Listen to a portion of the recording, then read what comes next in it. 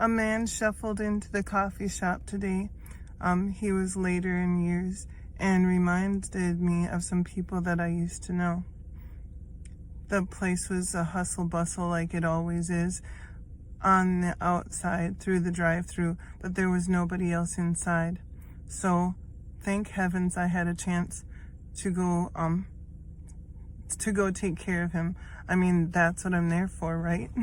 So it was very noisy, and I was trying to talk to him. We have masks on and everything, so I can't lip read like I'd like to, and it's hard to communicate, and his eyes were not twinkling, and he was shaking a little. And so I tried to find out what he wanted, but he couldn't hear me. I asked him to wait a moment. I remember before I worked at a coffee shop how nervous I used to be to come in there to even order just a black coffee. So I know how he felt. And it is noisy there, and I can't hear very well either. And so he was concerned about the noise level, as I am too. It's very noisy. But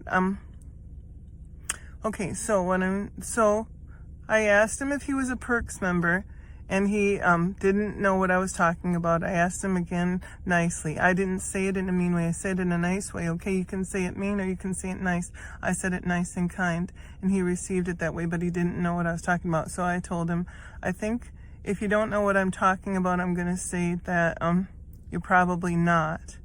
At some point, he opened his wallet, and I'm like, and he was holding a gift card in his hand, so I know someone gave him a gift card. I said, you must be coming to get coffee because someone gave you a gift card here. And he wasn't answering all of my questions. He wasn't answering all my questions. I think I have to clip this and do it in a 2-part thing or something. Okay, so then he opened up his wallet, and he was still holding money in his hand and a gift card in his hand. And he fished out a little tiny paper. It had a phone number on it. And I asked him what his name was. He didn't tell me. And then I said, oh, you're a Perks member. This is a number for your account. And he said, yes, and the name should be on there. And so then I thought, oh, good. He can't hear me asking what his name is, and I really wanted to know, but I'll type the number and then I'll know. So I typed the number in, Barbara. He was there to get his wife coffee or something to that effect. So I said, oh, okay. Then he told me he had $1 off of a large, but he, I'm sure, was instructed by his wife what exactly to get, and he better not screw up. Okay, you hubbies, don't screw up when your wife tells you what to get. He said medium dark mocha. Slowly, carefully, he said medium dark mocha, which I heard him say, and then I tried to explain to him, and I'm so thankful I had time to talk to this guy. Okay, I said, if you get a large one, you're going to pay less because you get $1 off. So do you want to get a large one? And he said, oh, he was going to get 2 drinks. And I'm like, oh, okay. So he's getting one for himself and for his wife. To make a long story even longer, I will continue.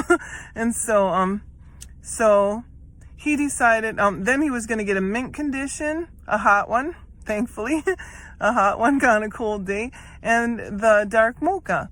And he was still concerned about not being able to hear. And I said, I can't hear very well either. I said, you should try working here and being behind the scenes here. It's even louder over here, and I'm sorry that it's so loud, but I'll do the best I can to help you. And then he decided that he was going to, I said, is the mint condition yours or is the dark mocha yours? And he said he was having the mint condition. And I said, do you want to give your wife a bigger coffee or do you want to get yourself the bigger one? And he decided he was going to get himself the bigger one. She probably wouldn't have drank the whole one. I mean, if she would have, I know that he would have gotten her one. Of course, he loved her. He came into the coffee shop to get her coffee, for Pete's sake. So I imagine that he must have come on his own. And he was going to take the coffee home to his wife, like a lot of people do. What a sweetie, okay? And so then I asked him a few times, what's your name? And then he said, isn't the name on the account? And I said, yeah, it's Barbara, but I know that's not your name. And I was just wondering what your name was. But of course, it's really hard to hear, okay? And so I figured I might not get the name out of the guy, but I was going to help him and get him on his way with what he came in for. I asked him if he wanted some food because we have really yummy food. And he then decided he wanted an apple fritter, which, okay, he didn't come in for that, but he decided he wanted an apple fritter. And so I got him that, and I ordered him the coffees and took the $1 off, told him how much money it was, ran all the stuff through. And then I know it's hard when we pass out the drinks on the other side to know which one is yours, and to even realize that yours is sitting on the counter. So of course I was going to help him do that. Again, so thankful that I had a moment. It's telling me longer to tell the story than the whole thing did take, but it did take a little bit of time, to do it right. And if you're going to do it, do it right. So I was.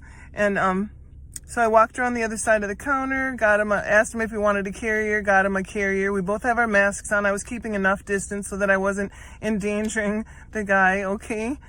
Because like I said, he's later in years, and I don't want him to be concerned that I'm too close, but I had to get close enough to be able to talk and hear.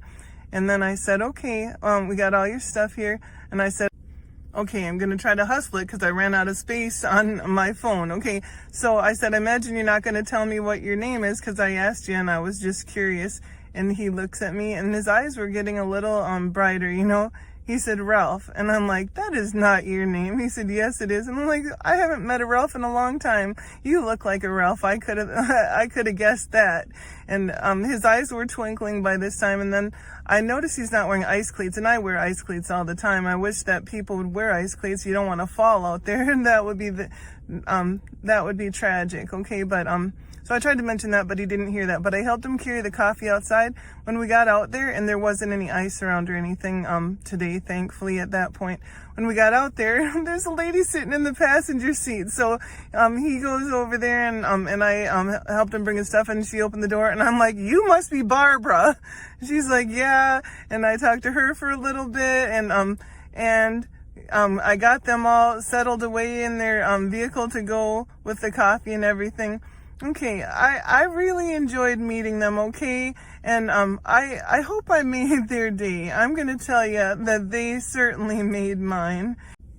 I'm also going to tell you it was a brief encounter, okay? I wasn't wasting a lot of time, and actually none of it was wasted time, but it didn't even take a long time, okay? It doesn't take long to do the right thing and to make someone's day instead of break their day, okay?